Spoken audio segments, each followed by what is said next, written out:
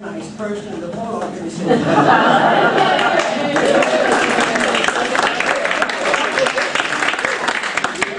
And besides, I was the board member who was coming tonight to make an announcement. Welcome to tonight's event. You know, back in, I think it was 2008, Bloomberg put out a 17-page obituary on Steve Jobs. Well, Steve didn't die until 2011. So the announcement that many of you got today, or recently anyway, that the series is about to end is premature, just like that obituary was. So the board has really never planned to not continue it, but just hadn't gotten around to making the announcement. So there'll be a different group, because the group that has been doing it for many, many years, we need to acknowledge Marion and Carl Thompson, Åsa Besson,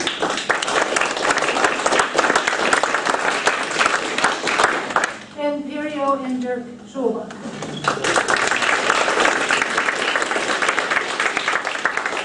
This event started in 1983, and these people have been tirelessly making it happen for over 30 years. Åsa made the first speech in 1983 on why the Holocaust didn't work in Denmark. So there have been just an incredible group of speakers and speeches and topics that have been covered, and we intend to continue that series. So watch the social media. That seems to be where everything happens these days. But you'll get your emails if you're on our email list. We'll be on Facebook. We'll be on all the regular things, and we'll be telling you about what the schedule will be and what the topics will be. And I think one more time, let's give a nice round of applause to those who have been keeping this going.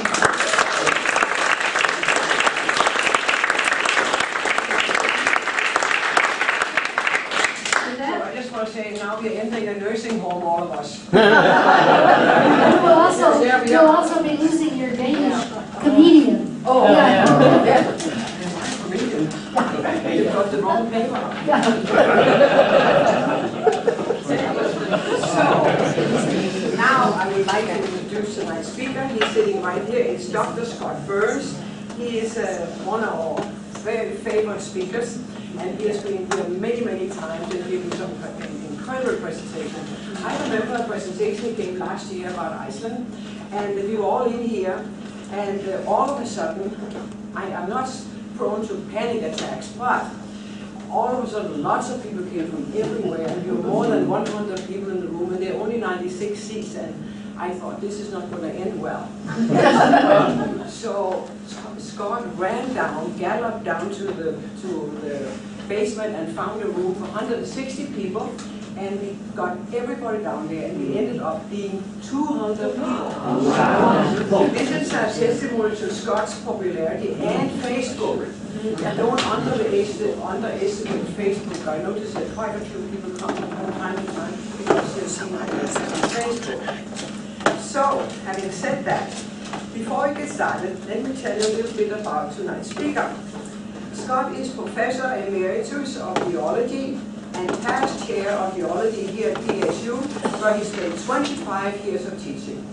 He has actually spent 45 years of teaching with past position in Switzerland, New Zealand, Washington, and Louisiana. Scott is 6th generation Oregonian, and he grew up in Beaverton. Scott has earned many awards for outstanding teaching, such as Distinguished Faculty Award from PSU Alumni Association and the George Kaufman Award. He has authored more than 100 publications and has had over 25 research grants. Tonight, Scott is going to delight us talk to about Spitsbergen. When I announced this 2 months ago at a lecture here, there were about 90 people in the room. I said, how many of you know where Spitsbergen is?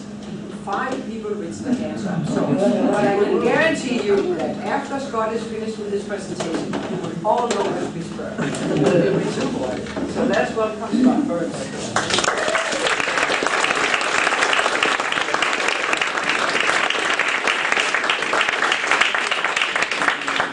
Thank you to all of you for coming out tonight. A pretty nice Friday night. Things are happening. Today we had the inauguration of our president here, Ramat Sharesi. And so we all got up very early this morning and put on our caps and gowns and marched right up the park blocks up here to PSU. And then we had the inauguration and all of the speeches from all of the different people and stuff like that. And then I spent a little bit of time working and updating this talk, and I'm very excited about that. And then we had a 6.9 earthquake in Hawaii just this evening.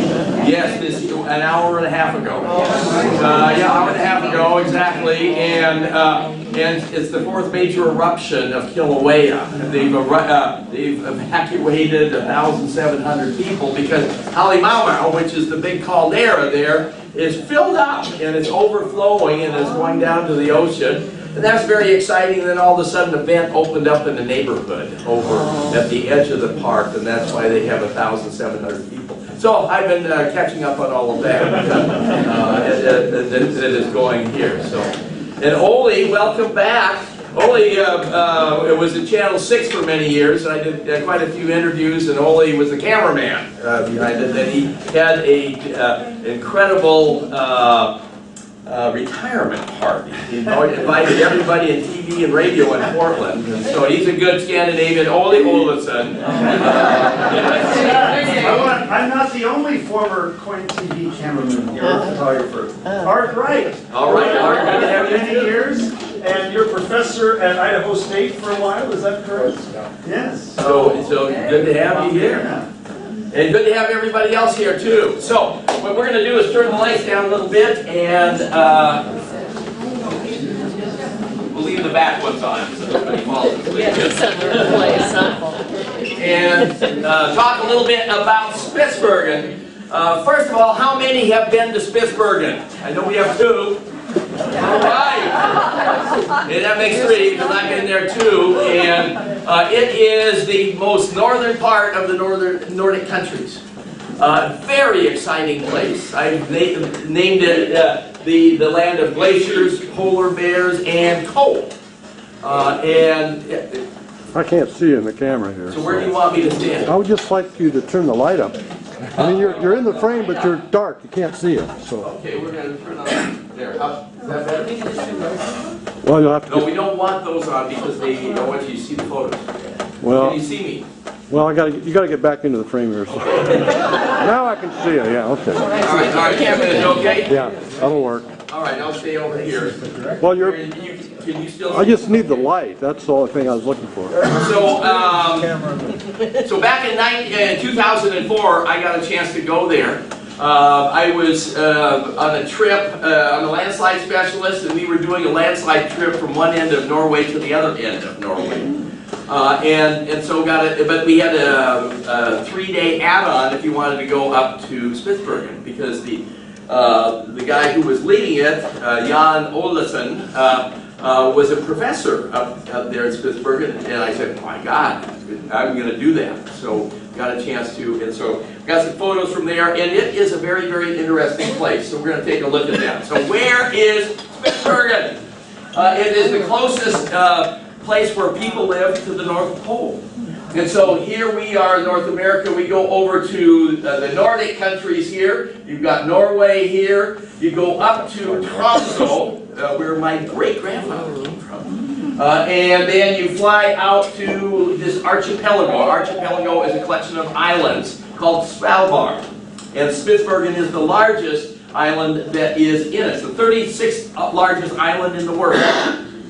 And there's the North Pole. And so nobody lives up in this area, 78 degrees north latitude, way inside the Arctic Circle, and a very, very, very, very special place. And so again, those of you familiar with Norway, you go all the way up to Tromsø, and then you fly all the way up to the archipelago. So here's kind of a very, very basic map. The big island, that is Spitsbergen, and then this whole thing is called Svalbard. Nobody lives out in all of these other ones. And the 2 major places where people live are Longyearbyen, which is right here, and Barentsburg. Spitsbergen are all Russians. And then the others are from all nationalities, but primarily Norway. And then there is a research one up here at the very northern part. And then there are, the Poles also have one right up in here. And so that is what we're going to be talking about. And I'm going to be showing you pictures in all of these fjords and a lot of the glaciers that we have here. So the size of the country is over 14,000 square miles. 60% of the country is ice. So lots and lots of glaciers that you have got up there. Population, whole country, 2,667, and that was 2 years ago. And it hasn't changed, it's fluctuated. Back and forth. And so Longyearbyen is the major place there, and you say, that doesn't really sound Scandinavian. Well, it isn't. We'll come back to the guy named John Longyear who went there. And so it is the world's most inhabited northerly place on the face of the earth. And as I mentioned, it's 78 degrees north latitude. Highest elevation. I love the name of this mountain. Newton Toppin. And it's a 5,600 foot mountain, and it's all granite, pure white. And it's just absolutely. And the interesting thing that all the websites talk about, there's no crime. They don't have a police department. Nobody breaks the law because everybody knows everybody, and the mothers control, I think, everything. So you're way north. What's the climate like? You still get the Gulf Stream going all the way up there. Remember, it affects all of Northern Europe and Iceland, and it moderates the climate. It should be frozen all of the time. No. In the summertime, average temperatures 39 to 40 degrees. That's the average for the day. That's not max, minimum, that's the average. When I was there, most of the time we were in short sleeve weather, and that was very end of September. Wintertime is a little bit colder, and that is degrees Fahrenheit, so that's way below freezing. That's the average you got. 16 inches of precip a year, and all of that falls as snow. So the summertime, it is rare to have any rain that you have got. And everything is frozen solid. So anytime you build, it's just permafrost. So anytime you build a building, you have to put huge amounts of insulation between the building and the frozen ground. Otherwise, it will melt the ground underneath it.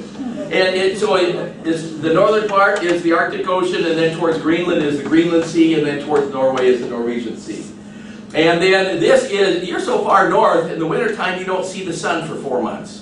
I mean, it just goes down and it's dark the whole time. And then in the summertime, it is light the whole time. So you have to be used to all of those extremes that you have got.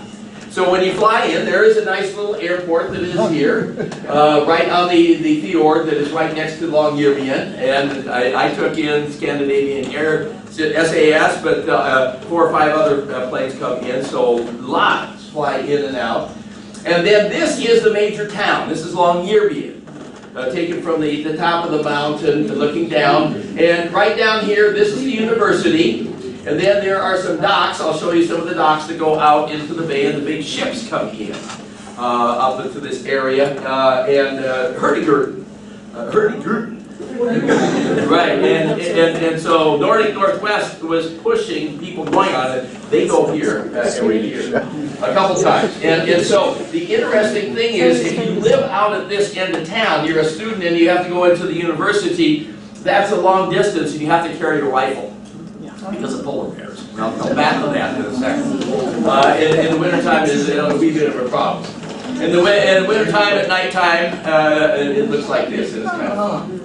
And then, again, there's the major part of the town, and there's one large dock, or you have one big boat coming in, and generally there is a boat there all of the time. I was there for 3 days, and there were 3 different boats that came in. There isn't much to do in the town. You can do the whole town in 15 minutes, but still, it is fun. I love all, this is very typical of Scandinavia. I mean, you have bright colors for all of the buildings, wherever you are, and very, very nice. And some of these are the hotels that are down here. This one right here is base camp. That's where I stayed, and I still get emails inviting me to come back to base camp. And then here's the North Pole Hotel, because we're close. And then here is the area looking up the valley, some of the other buildings there. So what's the history of Spitsbergen? It was first discovered by Barents, Willem Barents. He was a Dutch explorer who, back in the 1500s, 1596, and then it was just a few years afterwards that whaling industry started, where boats would go out, capture whales, and then they would take the meat and the whale oil back for various types of things. And so we had huge numbers of whaling ships and huge numbers of whales in this area. And so it became a destination for whaling ships for many, many, many years. Eventually Denmark claimed it. Now remember, in those days there was no Norway, Denmark, and Sweden. It was all one country, going back to old King Gorm, and then eventually it split up into the different countries. And then eventually it was Norway that took over. And they governed it until 1920, and then a very interesting compact was done. It was an international peace treaty that was signed, and they said, you know, no country should have this place, but everybody should be able to come here. 40 countries signed it, but Norway is the country that is governing it. So they use Norwegian money and they have Norwegian language. But if you are from one of those 40 countries, you can go there, you can become a citizen, you can have land, and that's why there are, the Russians have a huge town where they're mining coal and have been since that time, and the Poles have a major research base that is there. So it's an interesting place. It is part of Norway, but it really they are the shepherds and watching over it for all of these 40 countries decided. And the United States was one of those 40 countries that we have. In the wintertime, everybody gets around on snowmobiles because there's snow everywhere, and it's dark, and it's easy to get by. So what is the main income that you have there? Number one, coal, mining. And that's why it was at first inhabited, and we'll come back to that with John Longyear. And there are two major coal mines. There's one that is just outside of Longyearbyen, and it's now owned by a Swedish company. And but then just down the fjord, the Russians are down there, and that's at Barentsburg. And they have 400 plus Russians that are living there. When we were there, it was quite interesting because they hadn't been paid in 6 months. And they said, well, here's the account, we're putting it into the bank back in Russia. But they didn't know if they were getting it. They had everything taken care of. The food came in, and toothpaste and everything like that was taken care of, but they were there on 1 year terms of existence, and then when they went back, they were hoping that there would be money in the bank. And I'm hoping it was. I don't know. I'm sure it was. And also research and education. As I mentioned, I pointed, there is a university there. They have about 350 students, and they're from all over the world. I think only 25% of them are Norwegian, and all of the rest of them are from all over the world. They're primarily biologists, geologists, and geophysicists that are studying this particular. This is Arctic habitat, and you can live there year-round. And then they also have the global seed vault, where it's in the side of the mountain right there. I'll show you a picture of that coming up in a second. And the aim is to have 4.5 million different seeds that are there. They haven't quite gotten there. I'll give you the numbers when I show you the entrance to it. And they keep it at 0 degrees Fahrenheit, so 18 degrees below the Celsius there. And then as I mentioned, the Polish research base that is down there. And then tourism. And the tourism is primarily in the summertime, because in the wintertime, why do you want to go to a place that you never see the sun? Now, and there's a lot of cloudiness. Now, if you saw the northern lights all of the time, it would be different. So that's there. Here is the global seed vault, which is outside of town. And they have 76 different deposits from different organizations. They have about 6,000 species of seeds and over 1 million actual seeds there. They are, in case something happens to the world, our seeds are going to be saved. And so that's why they're there. So it's an interesting place, and the entrance is right there.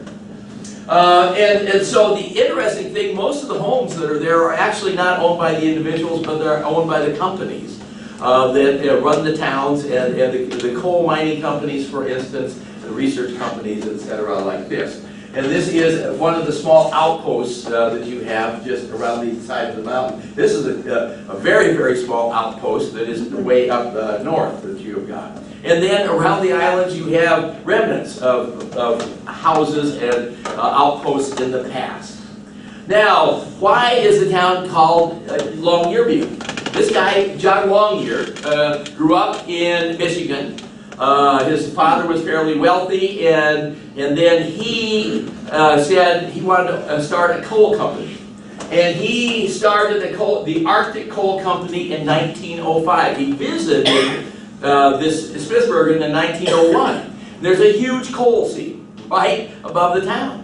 And it was thick, and it was easy to mine. And he said, oh my God, we need coal.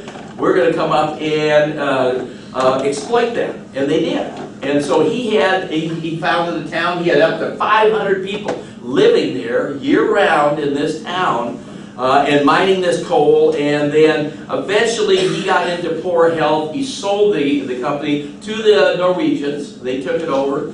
But they kept his name. It was originally called Longyear City. Then they turned it to Longyearbyen. And so the Norwegians have it since that time. Interesting thing, he got married in Michigan, and then he told his wife, I really have to live in Boston in order to manage this Arctic Coal Company.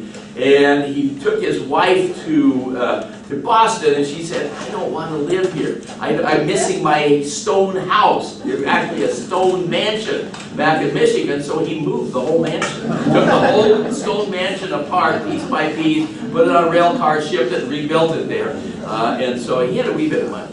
And so when you visit there, so as a geologist, the first thing I do is look at the rocks. And look, everything's flat, just flat, flat, flat. And those are sedimentary types of rocks. And you can see that one thing right there, that's a coal seam that is going right through there, and that's what John Longyear saw. And they said, let's mine that. Here is the Russian base here. And so Longyearbyen is back down the fjord in the other direction. It is dark and dreary and ugly, and nothing's kept up, and nothing's been painted in years, and like, it was not the best place in the world to live. But we took a boat over here, went up in through here, and then we ate lunch in the place where they ate lunch. And my God, I'm surprised anybody gains any weight.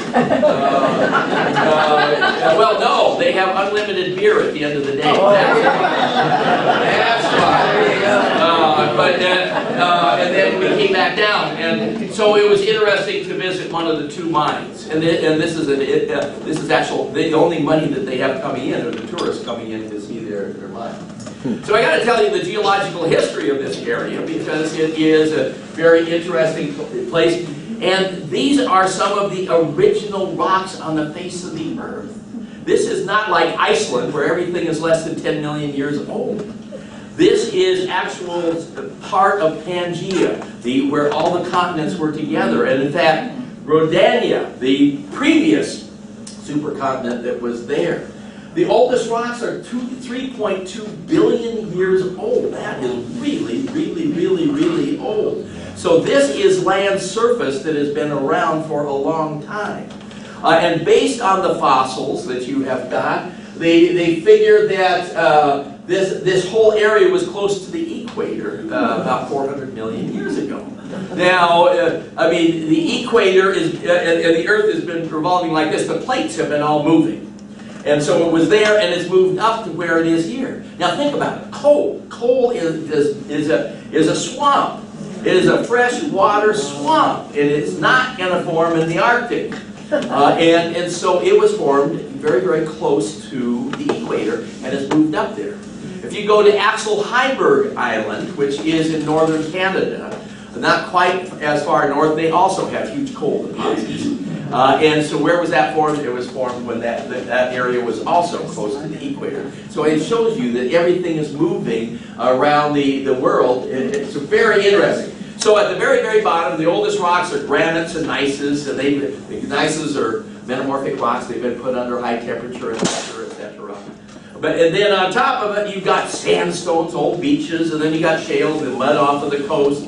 And most of them are marine because if you have got conglomerates, these are gravels that you have all the way up to the top. And then you got two beds of coal, 300 million years old, and that's where most of our coal in the United States come from, back in the Appalachians. That was what we call the Carboniferous period. And then most of the stuff that they're mining today is only 40 to 60 million years old. And that's what we call the Paleogene. So much, much younger. And then at the top, complete things, you got basalt. So they had a volcanic eruption there, which is weird, but it did occur there. And so as you go, look at these are all sedimentary rocks that have all been built, laid flat and then squeezed together into anticlines and synclines into the shapes and forms that you've got today. Now the interesting thing is, in the wintertime, all of the sea freezes up. And so when we were there, 2004, the boat that took us over to the Russians, the next day he was leaving for Norway. He said, because starting next week everything's going to start freezing up. And we spend our winter time in Norway. And then in the spring, when everything melts out, then we come back. In the wintertime, they just go from island to island just because it's all frozen. They go on the skidoos. And so this is what it looks like when the ice is beginning to melt in the spring. And then you can get around with using a boat. But if you get a chance to go there, oh, it is exciting to go out to all of these islands. Old rocks and glaciers. Does life get any better than that? I mean, wherever you go, it is absolutely beautiful and very, very nice, quiet waters, because these are all fjords, and you don't get the ocean waves that you have outside. I love this. This is Fugelhuken. This is down in the southern part, and that's some of the oldest rock. And so these are gneisses and granites, but I like the name, and then we get into more glaciers. There's a glacier there, glacier there, but all of these areas in between, that's what we call a ret, and then up at the very horn. All of those are glacially carved out features that you have got in that environment. And another arete, and this is about 450 million year old types of rock that are there. And another arete with a little horn right up in here. So wherever you go in the country, you see these absolutely beautiful features and lots of melting ice that is there. So the glaciers make up about 60% of the country. They're interesting because they're not like the glaciers that we have in Alaska, southern Alaska, or also down in the United States, because they're melted at the bottom. And so the melting at the bottom allows the glacier to move down. And then you get a lot of water coming out of the front of the glacier. A lot of these glaciers, there is no water coming out of the snout because they are frozen to the base because it's so cold. And they're what we call cold-based glaciers. Those are the ones that we find the furthest north. But 30% of the glaciers are what we call surging. And what is a surging glacier? A glacier normally moves anywhere from 10 to 30 meters a year. And so if we went out and put stakes across the glacier and then stakes on land, and then we came back the next year, they would have moved down valley anywhere from 10 to 30 meters. In the middle of the glacier where the ice is thickest, it'll be 30 meters, and on the edge, 10. But a surging glacier will move up to, well, the record that they have is in 2 years it moved 13 miles. Wow. And so what happens is the glacier just actually go up, you actually can see it moving. All this big moving mass of ice in it. And it happened a few years ago up in Alaska. And in fact, it went right across the sound, and then the water in back of it just built up, and all of the whales and dolphins that were caught in there, they were dying because it was turning from salt water into fresh water. And the U.S. Army and Air Force was going to come in and bomb the glacier, and the day before they were going to do that, the glacier broke up and it all drained out, and everything was fine, and all the animals survived. And so this is quite a mystery because there's no melting at the bottom. These are frozen to the bottom. Why are they surging? Because a surging glacier, what happens is the plumbing system gets plugged up. And so there's water at the bottom, and then all of the tunnels in the glacier are filled with water, and when you fly over the glacier, you can see lakes on the top. And because there is so much water in and on top of the glacier and underneath it, the whole thing just floats, and that's why it moves very fast. Why does it, the cold-based glacier?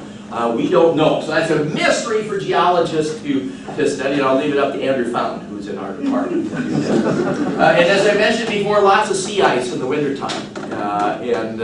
But they're getting less and less as everything is warming up around the world. The interesting thing, during the Ice Age, which was the last one, about 26,000 years ago to about 12,000 years ago, we had huge glaciers all over Spitsbergen, but also Scandinavia. So all over Norway and Sweden and Finland and all the way down into Denmark and northern Germany, etc. And when you put all that weight on the land, what happens? It goes down. The crust compacts. When you melt that, what happens? It all rises back up. That's what we call isostatic rebound.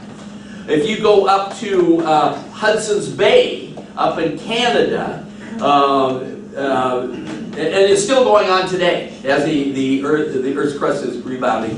Hudson's Bay, about 200 years ago, built their trading posts right on the edge of Hudson's Bay. Hudson's Bay has risen up like that, and those trading posts that were on the edge of the water are now 150 miles inland because the whole thing has risen up. That's what we call isostatic rebound. Here, in the center part of the country, it's gone up 1.8 miles. That's incredible. Because when I show the maps of Norway and North America, we're talking maybe 400, 500, 600 feet. Oh, we're talking 1.8 miles. So the ice was very, very thick here.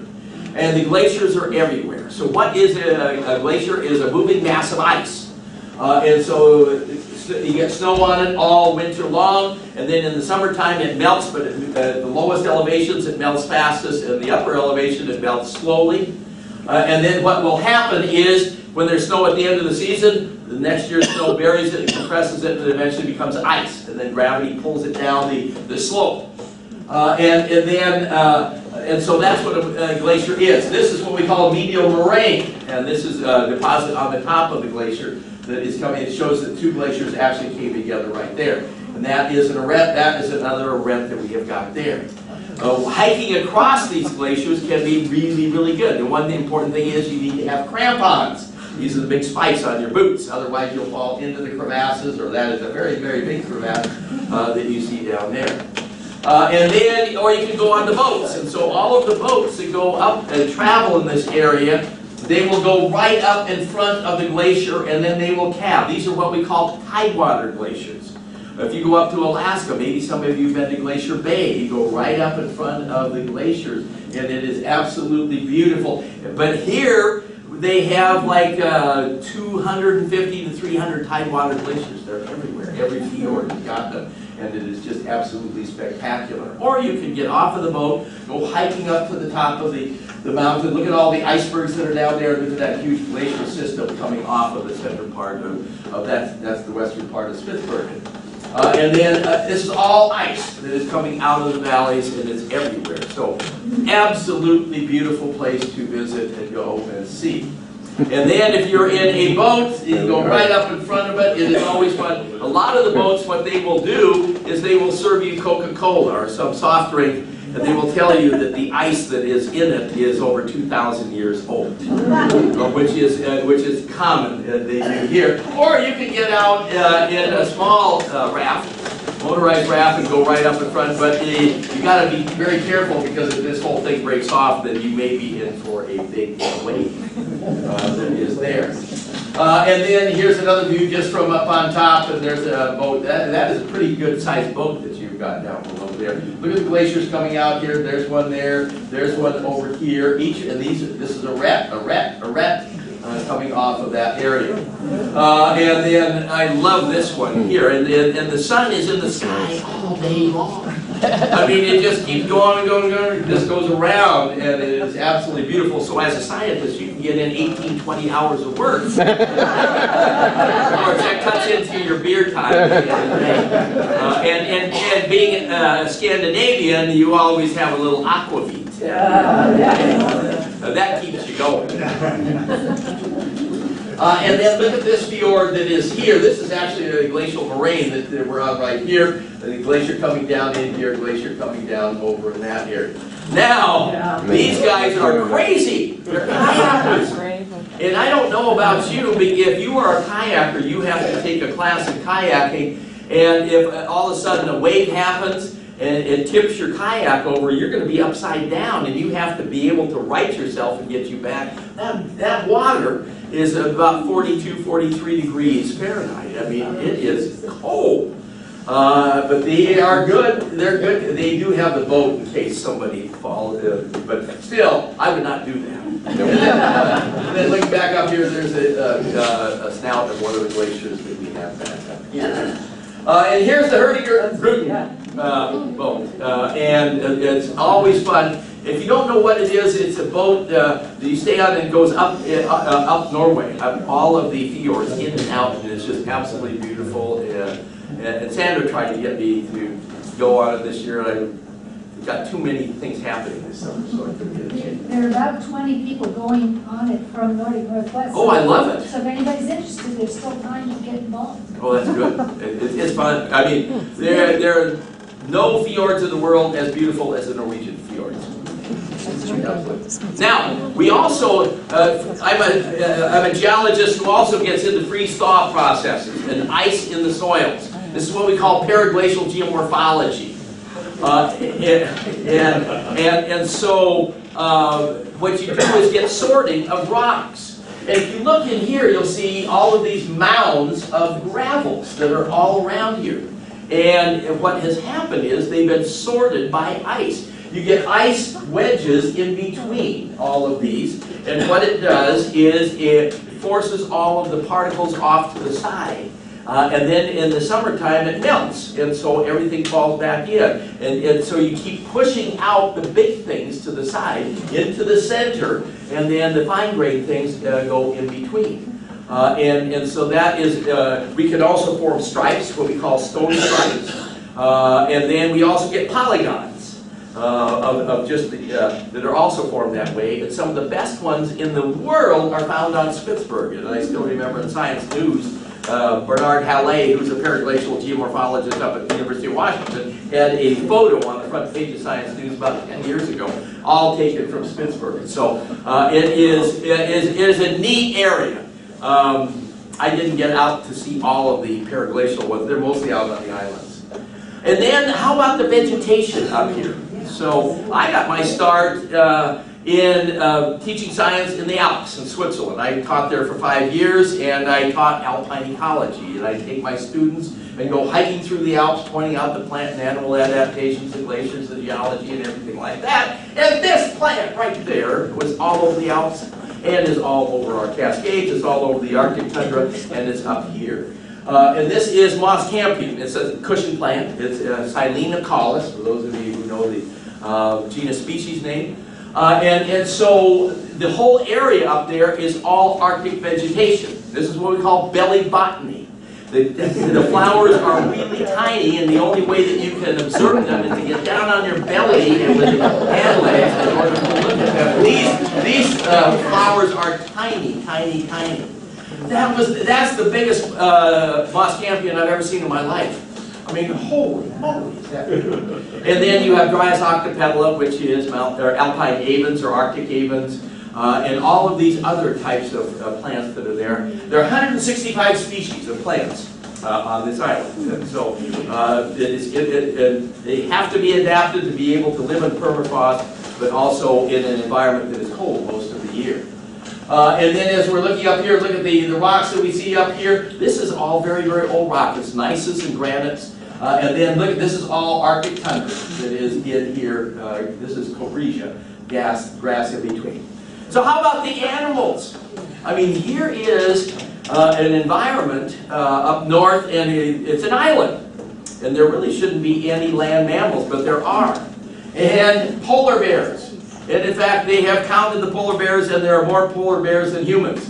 So 3,000 polar bears that are there. They're scared that the population is going to decrease because there is less and less ice for them, because they go out onto the ice, they fish on the ice, and they live off of seals who live out in those areas. They also have their own reindeer. I think I put a reindeer in. I hope I did. And then they have Arctic foxes. And so how did a lot of these animals get there? Well, it was during the ice ages, because there was all the ocean was frozen, all the way from Norway all the way up to Spitsbergen. And so some of these animals moved out, and then as the ice started melting, they would go to the closest landmass, and they came here. Arctic foxes are quite interesting because in the summertime they're brown, but in the wintertime they're white. And I forgot, I have a picture of a ptarmigan, which is a grouse that lives there, and you can walk right up to it, it won't hardly fly, but in the wintertime it also turns white. Most of the birds that they have there are seabirds. They only come in from the Norwegian coastline, etc., except the Arctic tern, most amazing bird, because it comes all the way from Antarctica. It flies all the way from Antarctica and it nests up here. And then it goes back down to Antarctica once it, it has its and Iceland too. There are huge populations of them over there. Lots and lots of whales, dolphins, etc. Off of the coast. And in fact, the major meat that they sell in the restaurants is minke whale that they have there. And then they have walruses. And the interesting thing is, here is an area that has 2,000 people. They have 6 national parks. They're all out on the islands. And so basically they were made into national parks so nobody could build buildings on them. So they're totally natural. And so the plants and the animals are there by themselves. And they're there. So let me show you something. Here's a polar bear. I mean, they're everywhere on the island. This guy's, where's my next lunch coming from? And so here's another one out there on an iceberg. You can see there. And this is a picture all over Longyearbyen. Basically, when you leave the settlement, or if you're at the end, you have to carry a rifle. And it's only out of self-defense. Do not walk beyond this sign without a rifle. Or a firearm, it says, but it's got to be a rifle. And so everybody who travels anywhere on the island, and if you're doing any research on the outer islands, you carry your rifle with you. I mean, it's a standard practice for there. And you get signs like this related to the good old polar bear. And then here are some walruses out there sunbathing. And obviously in the summertime. And I love this one. This is not mine. But this is from Spitsbergen. And there's a huge amount of wildlife and life underneath the ocean. And so they're all fat. And they're doing quite well. And then all the whales. It's a humpback whale here. And up close. And it's fun to be there. And then, if you in the wintertime and in the summertime, especially the middle part of the summer, you don't have any night. You can't see this, but in the wintertime, the aurora borealis is incredible and is so much fun.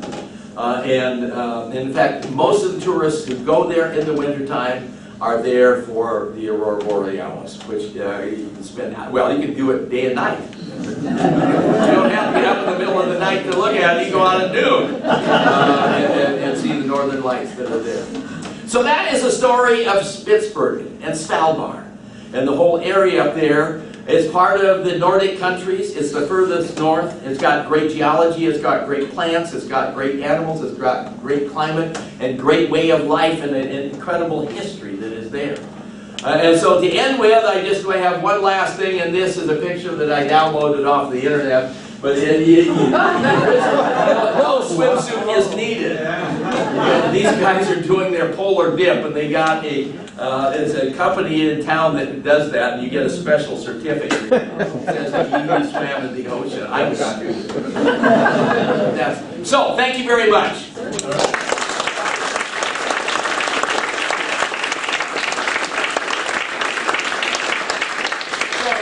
Anybody have any questions about, oh, we got lots of OSA. We'll start with OSA. How many people are killed by polar bears a year? So actually, I asked that question when I was there, and it had been a long time since somebody had been killed, but there were some injuries. But people are very proactive, and and especially the kids going to school in the daytime. Well, it's nighttime, but it's in the daytime, and they're roaming around. So, so as far as I know, it's been a while. I think I'm right, but in Barrow, Alaska, sometimes a person's killed. Yes, yeah, definitely. Yes. You mentioned diminishing sea ice. I was wondering if, due to climate change, the glaciers are experiencing any retreating as they are in Greenland. Yes, and the answer is yes. I forgot to mention that. So the Norwegian Geological Institute is studying all the glaciers, and they have mass balances on each one of them. And they have names for each glacier, and they know how much it's receding. And so here in Spitsbergen, even though it's very far north, 80% of the glaciers are receding. They are going back, which is showing us that the climate is warming. And about 15% are just about in the same place. 5% are actually growing, but those are ones that are fed the upper part in the lower elevations, and they're getting more rainfall, or more snow in the wintertime, and so it's more mass coming in. But it's just like Greenland, which is having huge, massive retreats of the glaciers that you have got up there. In fact, the climate change is being best expressed in the northern latitudes. Alaska, there are villages that are falling off into the ocean. And the interesting thing that used to be, we could not take boats around by Baffin Island and across the Arctic and then down into Barrow, Alaska, and that way, because there was sea ice there. It's now open for a month and a half. And so a lot of the charter boat companies, the big ocean liners, are now scheduling boats going through in early September, because they know, and in fact they said they may be into August next year. So and so a lot of shipping companies are not having to go through the Panama Canal. They can just go from Europe right across the Arctic. Again, related to the climate change. Yes, yes.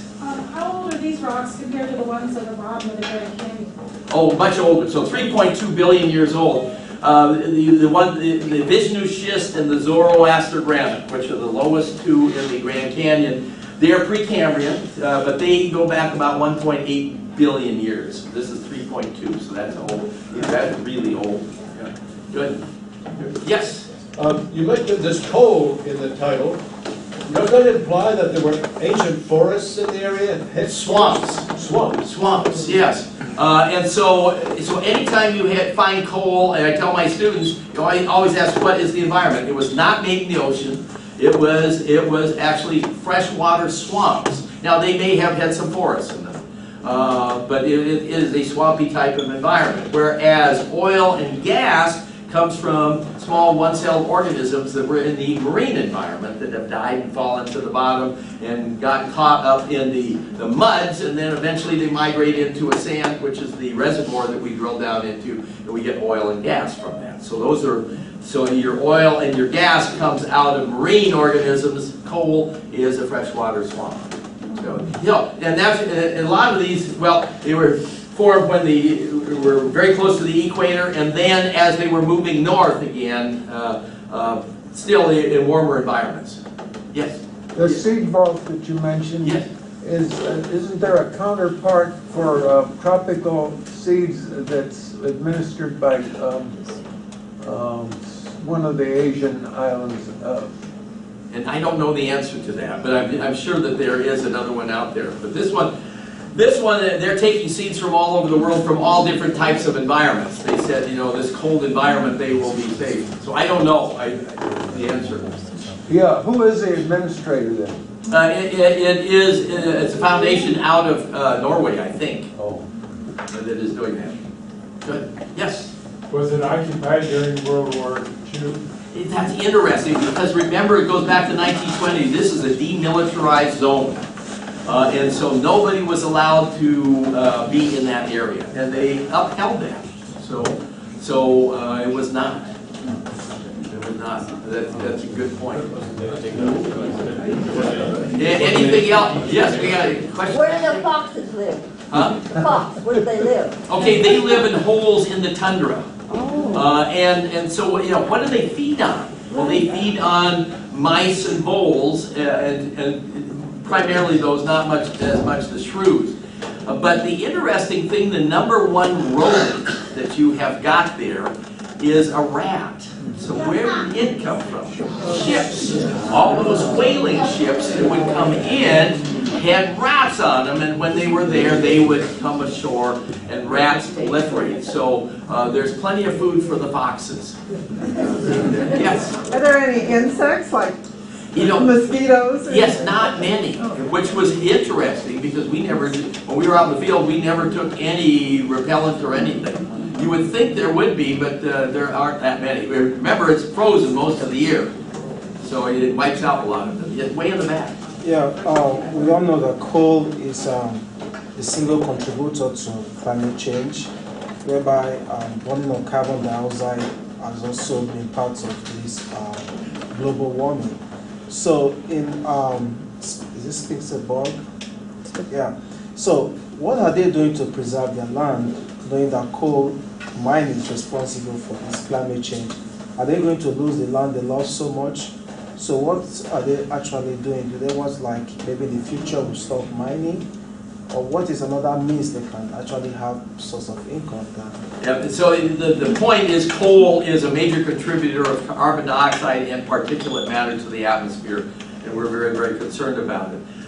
Coal demand all around the world has gone way down, and so this is a problem for these companies. Because not as many people are buying the coal. Now, it runs the plant. Their electricity there, it comes from coal. But not as many people in Russia are buying the coal, and not as many people in Norway are buying the coal. And so what is the future of those two companies, which are the biggest employers on the island? I don't know. They are both going down. The demand is going down because people are burning less and less coal. So you're very, very good point. There's less demand because people are conscious about burning less and less coal.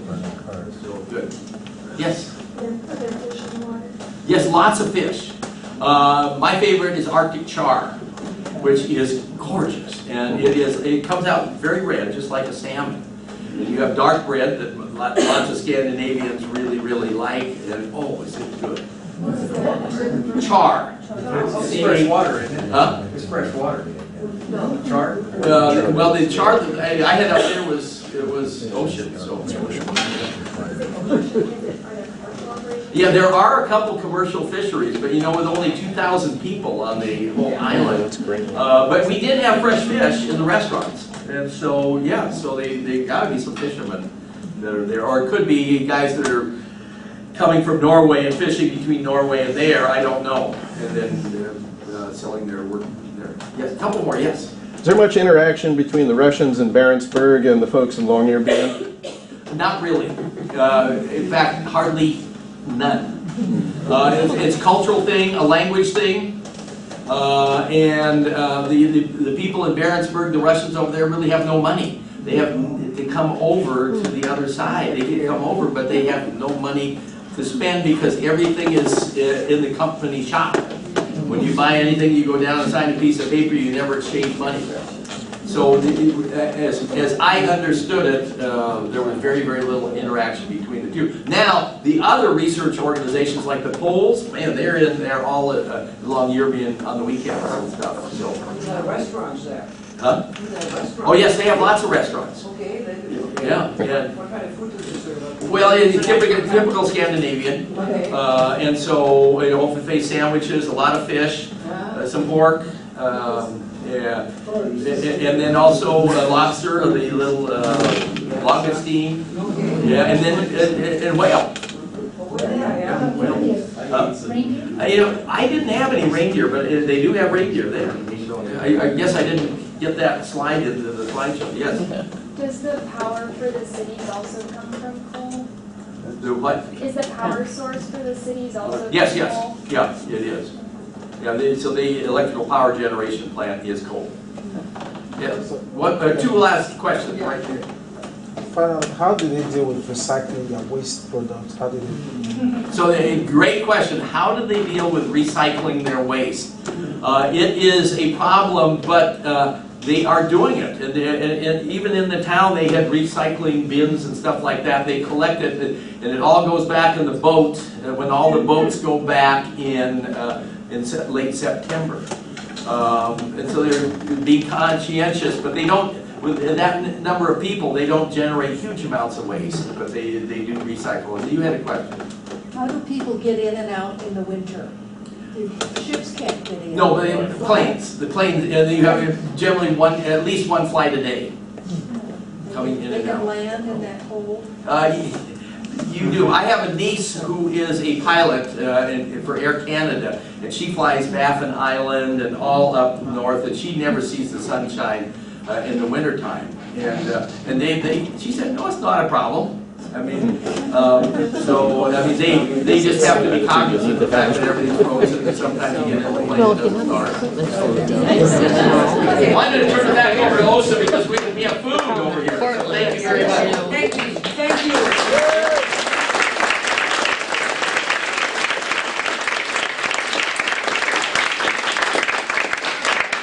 Fantastic questions. That's why we invite you back, because you're such a good speaker. What? And so entertaining. One other thing just before, as few of you in here are retired, and you probably, only, you can do this. We have a thing at Portland State, courses are free. If you're 65 years old or retired, you can take them. I teach one class a year, Geology of the National Parks, which is Tuesdays and Thursdays, 10 to 11:45, and if any of you are interested in taking the class, I have some alumni in here. And only, I mean, now that you're a man of leisure, you should be able to, but you don't have to take the test. It's just 10 to 11:45 on Tuesdays and Thursdays. Kramer Hall 53, which is downstairs one more ramp. If you're interested afterwards, I'll give you my card, and you can email me, and I'll give you all the details. Back to Osa. But I just want to say, we have really enjoyed putting those lectures together for years, and we have tried to find something, history and geography and literature and music and all sorts of things. And we know exactly what you like, so we don't come up with some big mistake, because we know exactly what you like. Not something that's too esoteric, but something that's really interesting. What do you say? For those who cannot make the Hurtigruten trip this year, I'm going over there June of next year, 2019, and I know there's a group of people from the Sons of Norway Lodge in Vancouver who will be going. So if you are interested, you can go, my email address is holysweden@gmail.com. Well, I just want to say another thing. You have not May I just say a little thing? I just got an email from Hurtigruten today. They're lowering the price. They have a special on trips to Svalbard. I would assume that you go from Tromsø to Svalbard on the Hurtigruten and back.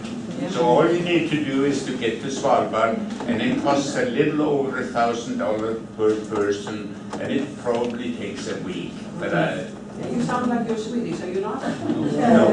What are you? I was Norwegian, but that...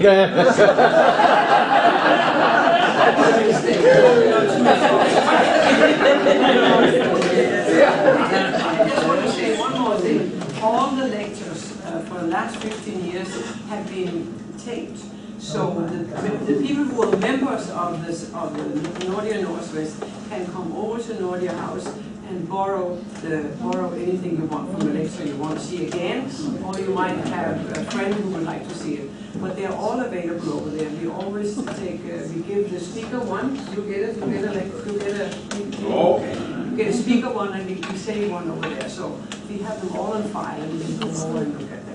So thank you for being such a good audience, and we have just aged too much, and we have signed up for a nursing home. But and we are going to help you. Of course, we are going to be available, and we will help you and get started, and we will do everything we can. We know we are going to help you. So now we have refreshments in the Finnish room, and and you're always welcome to come in there. And it's always fun to get to know each other, and then you can ask more questions about glaciers. So it's all in the Finnish room in there.